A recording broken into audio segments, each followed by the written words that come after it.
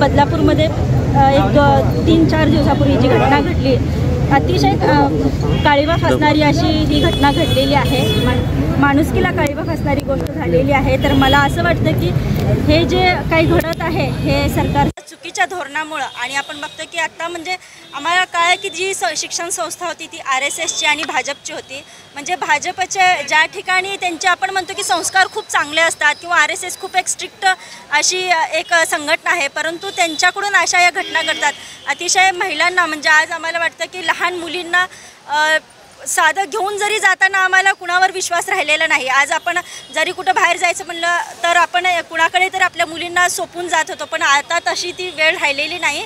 असे या घटना घडत आहेत. तर मला अतिशय दुःख वाटतं की परवा मोमिताचं पण प्रकरण झालं, डॉक्टरची पण त्या ठिकाणी असं त्याच्यावर रेप झाला, आणि आज परत 2 दिवसानंतर ही बदलापूरमध्ये घटना घडली.